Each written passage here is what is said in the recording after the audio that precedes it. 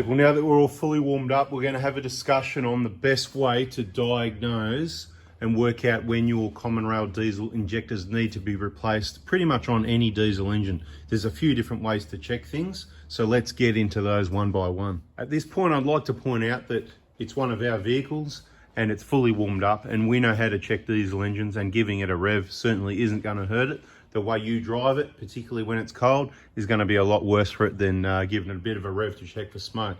But before we do that, one of the first things we want to do is make sure the basic service requirements are taken care of. So there's no point checking for checking a diesel if it's blowing smoke. If you know it's blowing smoke, then it's got problems, so we can work out what it is one by one. But if you want to check your vehicle, or you want to be able to check a diesel to go, well, how do I know when the injectors need to be replaced? Well, first thing you need to do is the best time to check it. It should be taken care of by that service place that you take the vehicle to, but we see that many cars on the road blowing smoke. Obviously, people aren't taking care of business. That's why we've got to take care of it. So subscribe, turn the bell on, because that's what we do. We take care of business.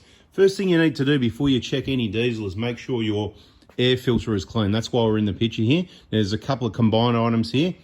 One by one, we're going to go through the basic things you need to eliminate, and then we're going to talk about checking it for diesel smoke and working out if you need to replace the injectors and what some of the other causes of blowing smoke could be that you might want to be aware of and take care of before you jump in and spend thousands of dollars on diesel injectors. So I'm going to try and unsell a lot of people diesel injectors. I'm not really going to try and sell anybody, but if you need injector kits, you know, for the 1KDs only, bada bing, bada boom, Monday morning, 7:30 a.m, right? I had to say it, didn't I? Anyway, right, air filter, it needs to be cleaned. So if you're going to check for diesel smoke, if you've got a paper filter, have a look at it. On some air filters, you can have a look at it without opening it up. If you don't take it off-road, there's a good chance that it's clean enough.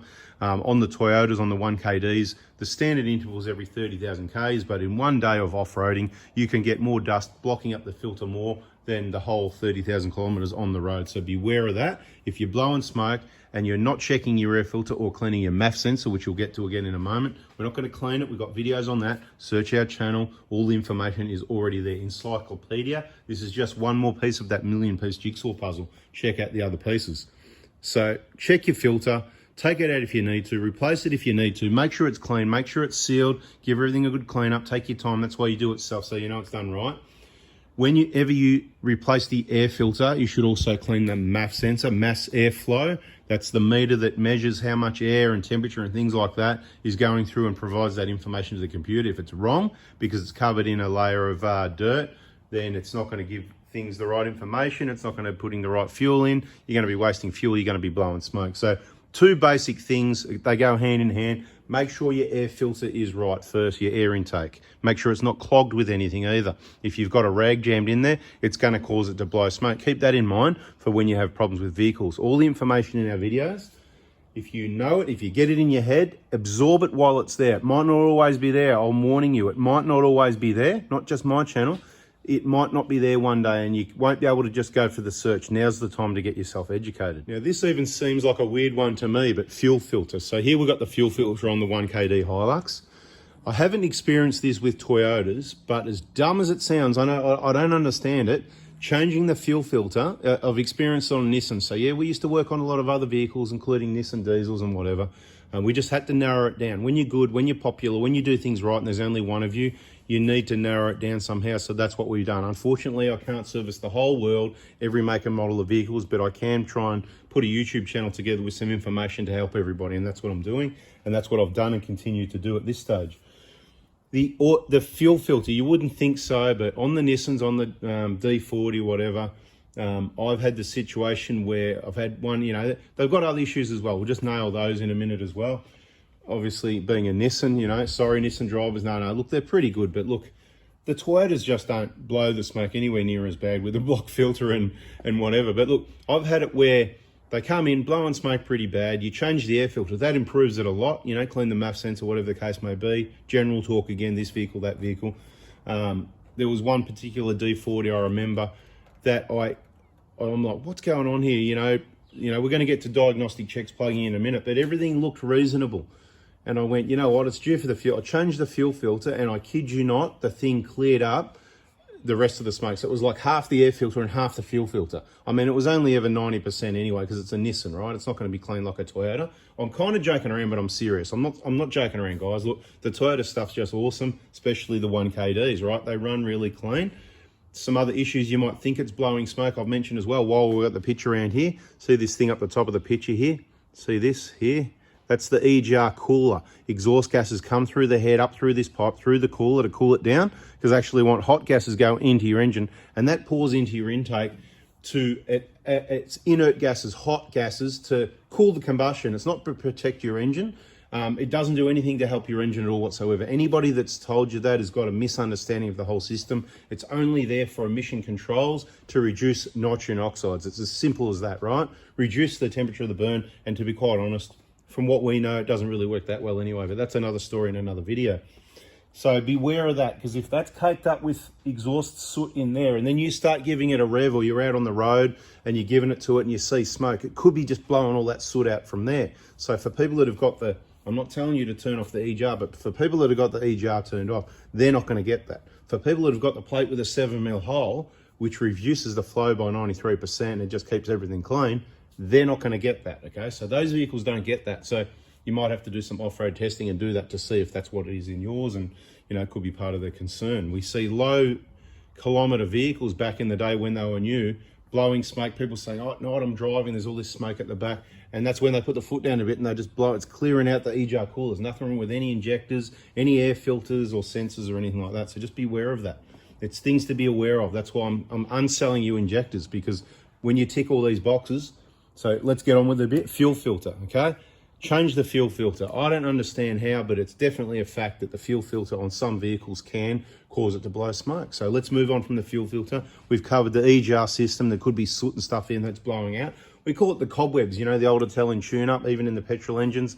You know, people driving around slow, they get a bit clagged up. Bring it in, we clean the throttle body, spray some cleaner through it, take it out for a good thrashing on the road. I'll tell you straight, with a fully warmed up engine, give it a good thrashing. You give the car back to people and they go, mate, it's never driven so good. Bada bing, right? I'm telling you, it works even without the clean. But, you know, but you do the throttle body clean, you can spray some intake cleaner, follow the directions on the can. I'm not selling the products. I've got no affiliation with any of this crap. I'm just saying, on some engines, particularly petrol engines, it works. I wouldn't bother with that on a diesel unless you've got a clean system without any EGR flow and it was already clean. It'll just help keep it clean, but you don't want to be trying to push that thick build up through your engine. It's got to be physically clean. And that will also be another reason why we're talking about that, because once you start caking up in your ports, you've got 4 ports, right? If you've got a couple that are caked up more than the others, then you might get a different amount of air through there, therefore messing with the mixtures and causing it to blow smoke. So another reason why, something you need to be aware of. But look, if your basics are right, if you know your intake's clean, you've taken care of that, you've got a solution, you take care of that, your filter's clean, air filters, MAF sensor, your fuel filter's clean, then the next thing you could probably do, and these are the more complicated things, because the first thing you do, you give it a bit of a rev like we did at the start and you'll see if it's blowing smoke, right? But it's not really always going to tell you why, and that's why these things you need to eliminate. So after all those basics are right, then what you can do, you plug in the diagnostic tool, and depending what make and model, you need to know what, from our videos in the diagnostic playlist, you can get an idea of what parameters are the important ones to look at, like the load, what it normally is, what it should be, what the ranges are, how it varies from vehicle to vehicle, including the 1GDs, the 1KDs, even the 1KZs, this sort of thing. They don't have load, but you know, you've got the injection volume, stuff like that. But in the you know, common rail diesel stuff, you'll get to know what those important readings are from watching our videos. And then looking on a diagnostic tool, which is normally done by a workshop, because normally they should have been professionals and they can do this stuff accurately and give you the right information. But as you know, as time goes by, it's been hard for a while and it's just getting harder and harder to get the right help and the right information. So this is, subscribe, turn the bell on. Anyway, get yourself educated, people. So what you would do is plug in, have a look, and generally, you know, you've got your individual feedback values, which are somewhat important depending what make and model and what year it is. You've got your injection volume, you've got your load, you've got your main injection period, you've got your time, and you've got all these things. So you can have a look at that. And on some vehicles, it'll paint a perfect picture of the condition of the injectors, because injectors are the next most main reason, and probably the main reason most of those filthy diesels on the road are blowing the smoke out their tailpipe and smoke screening you out, and you've got to put it on recirculate, right? It's mainly because of injectors. It can be blocked air filters and all these things we've covered, but it's mainly injectors a lot of the time. The easy way to work it out is just go, oh, look, it's 10 years old, it's done 250,000 Ks. And hello, you know what I mean? Like, what do you think they like? Didn't they tell you that diesel injectors are wear and tear items they do need to replace periodically? For a long time, diesel specialists, even with mechanical injectors, said replace them every 100,000 Ks. Well, to keep it in peak condition, that's right. But again, depends on the make and the model, the quality of the parts and stuff like that. On the 1KZs, I'd go as far as to push it out to 150, 200. And the common rail, it's about a similar sort of thing, you know, as we've said, it doesn't change a lot. Better quality injectors, they work better, they're more precise, but because they're under higher pressure and more precise, the smaller amount of wear makes them work not as well anymore. And with the software these days, you know how good computers are, it does a really good job of hiding the problems, okay? Hiding smoke, hiding rattles and noises. That's another way. You can have a listen to it. Does it sound right? You generally know your vehicle, but what happens is slowly they wear and they go wrong, if you like, and you might not notice it. And then when you get the new ones in, you go, oh, wow, that's heaps better. That's like when it was new. That's what happens, people. That's why I'm telling you about it, okay? So you can have a look on the diagnostic, but it can be difficult to work out, especially, we're looking at 1KDs here. So let's go 1KDs from September 09 with those injectors and that software.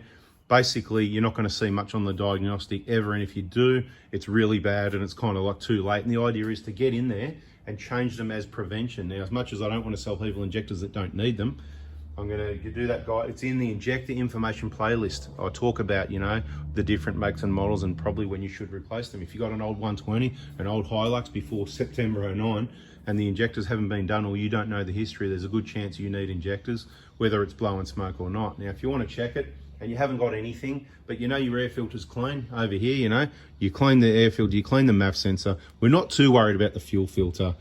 And it's a fully warm engine, and you want to give it a bit of a rev and have a look at the tailpipe. If it's blowing some black smoke, you know, if you rev it hard enough, you're gonna get a little bit. And this is a thing, knowing what's normal and what's not.